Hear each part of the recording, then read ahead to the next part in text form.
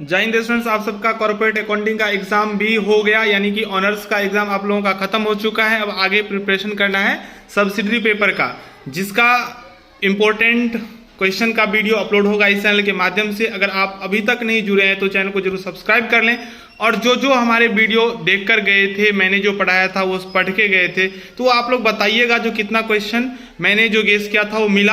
आप लोग ही वो जो बोलेंगे वही होगा। वैसे सारा का सारा वीडियो अपलोड है, जो कितना मैंने दिया था, कौन कौन आया, ये आप लोगों को एग्जाम में देखे होंगे।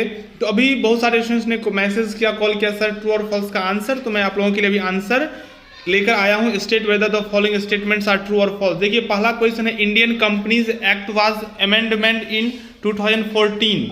तो यह क्वेश्चन अगर मेरा जो भी है ट्रू और फॉल्स है उसमें 29वां देखेंगे ना, तो आप देखेंगे जो मैंने वहां लिखा था कंपनी अधिनियम, नया कंपनी अधिनियम 2013 में पारित हुआ था, और बताया भी था जो 2013 में हुआ था ये सही है। अगर 2013 हटा के कोई भी ईस्वी दे देता है तो आपको फॉल्स स्टेटमेंट करार देना है। तो ये पहला फॉल्स है, ठीक है। इसके बाद आगे बढ़ते हैं, तो दूसरा है निजी कंपनी में सदस्यों की न्यूनतम संख्या।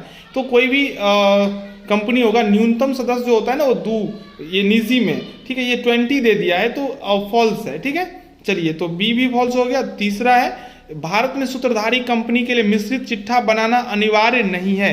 अगर इस क्वेश्चन को आप देखेंगे हमारे गेस पेपर में से, मैंने जो गेस दिया था तो यह भी क्वेश्चन उसमें दिया था, ठीक है, लेकिन वहां जो हम बताए थे वो बताए थे चिट्ठा बनाना अनिवार्य है, और वह स्टेटमेंट ट्रू था, लेकिन यहां दे दिया अनिवार्य नहीं है, तो सी भी हो जाएगा फॉल्स, ठीक है। आप अगर जांच करना चाहते हैं तो आप चेक कर सकते हैं हमारे पिछले वीडियो को। मैं याद तो नहीं है सीरियल जो कितने नंबर में वो क्वेश्चन था, लेकिन आप देख सकते हैं सीरियल नंबर।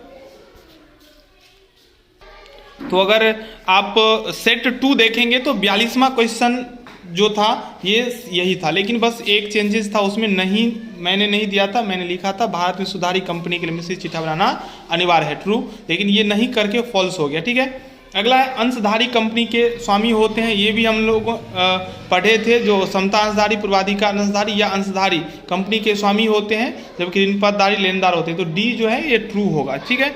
अगला है, एक कंपनी के आर्थिक चिट्ठे में ख्याति को अस्थायी संपत्ति में दिखाया जाता है। तो ख्याति अस्थायी संपत्ति होता है, ठीक है, इसलिए यह कथन सही है। ई जो है वो ट्रू है।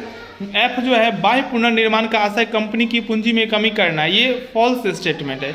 ये आंतरिक पुनर्निर्माण में होता है। आपको बाह्य पुनर्निर्माण और आंतरिक पुनर्निर्माण सब मैंने समझाया था, तो एफ जो है ये असत्य होगा। आगे देखिए, न्यायालय द्वारा घोषित होने के बाद कंपनी उस समय तक विद्यमान रहती है जब तक कि वह पूर्णतः सदस्य समापन न हो। तो ये जो स्टेटमेंट दिया हुआ है आई जो है वो,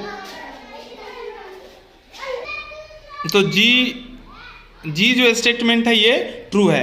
एच जो है, 20% of profits of bank is every year transfer to statutory reserve fund. तो ये एच जो है ये फॉल्स स्टेटमेंट है। आई जो है, अंकेक्षण फीस समामेलन के बाद की अवधि में संबंधित होती है, ये ट्रू है। चलिए, और अंतिम जो है 10वां, according to table A of companies act interest added 6% allowed. तो ये 6% नहीं होगा, 12% होता है, ठीक है, ये 6% कर दिया, तो गलत स्टेटमेंट ये भी है। तो इस प्रकार से ट्रू और फॉल्स का आंसर जो सही होगा वो कंप्लीट हो चुका है। आप लोग चैनल से जुड़े हैं तो बढ़िया, नहीं जुड़े हैं तो जुड़ जाइए। सब्सिडरी और लैंग्वेजेस का प्रिपरेशन इस चैनल के माध्यम से करवाया जाएगा। धन्यवाद।